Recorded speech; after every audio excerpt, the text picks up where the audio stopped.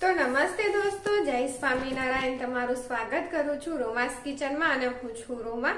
તો આજે આપણે બનાવીશું દશેરા માટે બિલકુલ ચોખ્ખી ઘરે જ જલેબી, અને તે પણ માત્ર 10 જ મિનિટમાં। જ્યારે આપણને આ તો દશેરા છે, પણ આપણે જ્યારે પણ મન થાય કે મારે જલેબી ખાવી છે તો કોઈ આથાની ઝંઝટ કરવાની નથી, અને માત્ર 10 જ મિનિટમાં બની અને તૈયાર થઈ જશે તેવી જલેબી બનાવવાનું શરૂ કરીએ। અને જો હું તમને बतावी दઉં।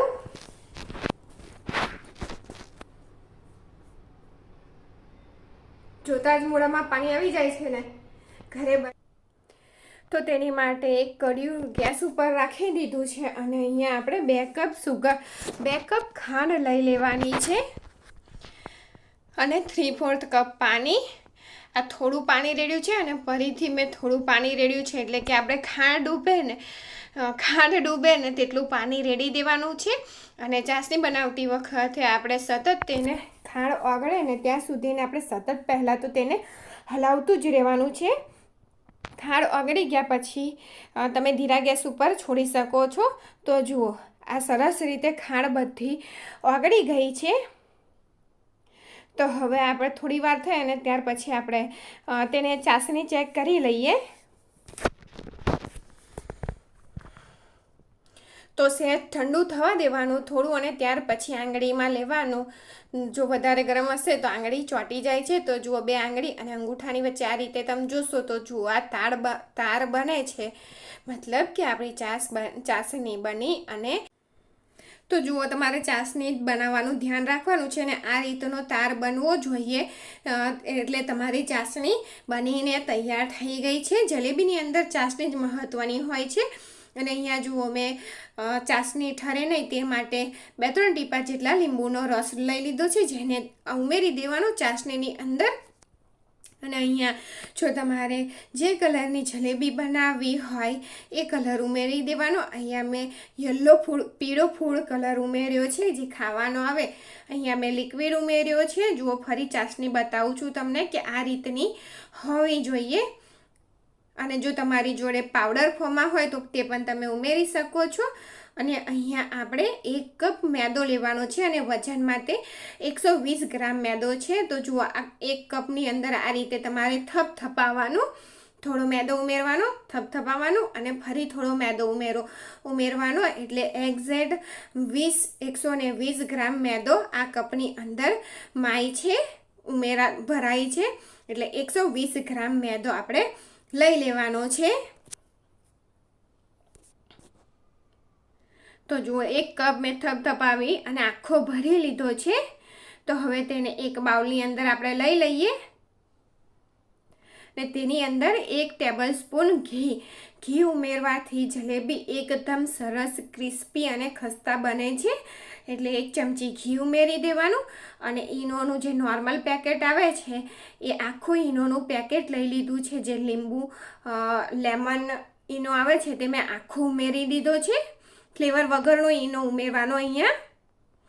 તો બધી વસ્તુ મતલબ કે ઘી અને ઈનોને સરસ રીતે આપણે મેદા સાથે મિક્સ કરી દેવાનું છે। મેદાના એક કણમાં ઘી અને ઈનો લાગી જાય તે રીતનું સરસ એકદમ મિક્સ કરી દેવાનું છે। અને અહીંયા જુઓ, હવે તમે આ વિસ્કરની મદદથી બેટર બનાવી શકો છો, અને હાથની મદદથી પણ બનાવી શકો છો। તો મેં અહીંયા 1 કપ પાણી લીધું છે। કેટલું પાણી લાગશે ને તે હું તમને જણાવું છું। અહીંયા 1 કપ મેં પાણી લીધું છે, 1 કપ અને ઉપર 2 ટેબલસ્પૂન જેટલું પાણી આ બેટર બનાવવાની અંદર જાય છે। તો પાણી થોડું રેડતા જાય અને બેટર બનાવવાનું છે। તો જુઓ, થોડું રેડતા જઈને મેં બેટર બનાવ્યું ને, તો આ રીતનું બેટર બન્યું છે। અને હજુ કઠણ છે, એટલે આપણે હજુ થોડું પાણી રેડતા જઈ અને બેટરને તૈયાર કરી લઈશું। અને હાથથી જુઓ, ફેટવાનું છે, સરસ ફેટી લેવાનું, એટલે તેની અંદર એર બબલ તૈયાર થાય, અને હાથની ગરમીને લીધે જલેબી સરસ એકદમ મતલબ કે હાથની ગરમાટાને લીધે જલેબીના બેટરમાં એક ફર્મેન્ટેશન થતું હોય છે। એટલે આ રીતે જુઓ, સરસ તમારે ફેટી લેવાનું। વિસ્કર કરતાં તમે હાથથી કરશો ને એ જલેબીનું રિઝલ્ટ વધારે સારું હોય છે। અને જો આ રીતે હાથમાંથી પડે ને તે રીતનું બેટર આપણે બનાવી અને તૈયાર કરવાનું. 1 કપ અને ચમચીમાંથી પણ બતાવી દઉં છું, જો ડ્રોપ તરીકે તે નીચે પડે છે. તો હવે મેં અહીંયા સોસની જે બોટલ આવે છે ને, કેચઅપ ભરવાની, એ બોટલ લઈ લીધી છે અને તેની અંદર હવે આપણે બધું બેટરને ભરી દઈશું. આટલું જે બેટર બન્યું છે એ બધું જ આ બોટલની અંદર આવી જશે.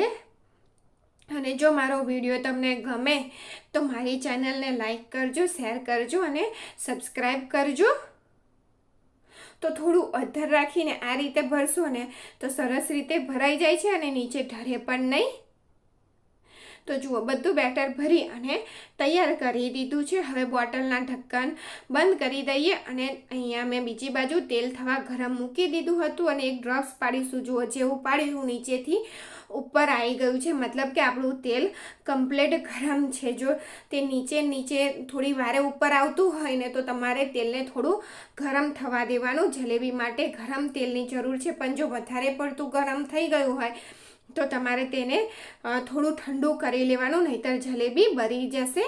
આ રીતે ધીરે ધીરે ફેરવતા જઈ અને જલેબી ગોલ ગોલ ફેરવવાનું છે, કશું કરવાનું નથી અને પાડી લેવાની. અને જો અહીંયા તમારી જોડે આ બોટલ ના હોય અને પાઇપિંગ બેગ હોય તો તેમાં પણ તમે બનાવી શકો છો. માપનું હોલ પાડી અને કાનું રાખી અને તમે જલેબી બનાવી શકો છો. અને અહીંયા ગેસની ફ્લેમ આપણે હાઈ જ રાખવાની છે. આ તેલ વધારે થઈ ગયું હતું એટલે મેં ગેસની ફ્લેમ મીડિયમ કરી દીધી છે, જેથી આપણી જલેબી બળી ના જાય. પણ ગેસની ફ્લેમ તમારે હાઈ જ રાખવાની. અને જો વધારે ગરમ થઈ ગયું હોય અને બળતું હોય એવું તમને લાગે, જલેબી પાડી હોય અને બળતી હોય એવું લાગે, તો તમારે ગેસ ધીરો કરી લેવાનો. અને અહીંયા જો જલેબી આપણે છે ને આવી વ્હાઈટ જ રાખવાની છે, તેને લાલાશ પડતી થવા દેવાની નથી. એટલે તે તમારે ગેસની ફ્લેમ તમારે ધ્યાન રાખવાની. તેલ કેટલું ગરમ થઈ ગયું છે તેવું તમારે ધ્યાન રાખવાનું. જો વધારે થઈ જાય ને તો તમારે ધીરું કરી લેવાનું. તો ઉલટ પુલટ કરી અને તમે અડશો ને એટલે બહુ વાર નથી લાગતી, 1-8 મિનિટમાં જ બનીને તૈયાર થઈ જતી હોય છે. તમે અડશો ને એટલે તમને ખબર પડશે કે આ સરસ ક્રિસ્પી થઈ ગઈ છે. એટલે આપણે તેને કાઢી અને ચાસણીની અંદર નાખી દેવાની છે. અને ચાસણીની અંદર નાખીને આ રીતે આપણે તેને હલાવવાની, થોડી ઝારાની મદદથી હલાવી દેવાની કે જેથી તેની અંદર ચાસણી સરસ રીતે રસ ભરાઈ જાય. અને બીજો ગોન થાય ને ત્યાં સુધી, બીજી જલેબી તળાય ને ત્યાં સુધીને અંદર ડુબાડીને રાખવાની.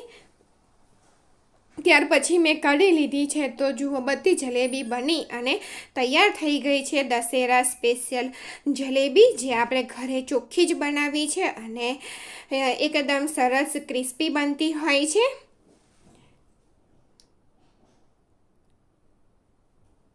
તહેવારોમાં આપણે બહારની મીઠાઈ ખાવી એના કરતાં ઘરે જ આપણે સરસ બનાવી શકીએ છીએ.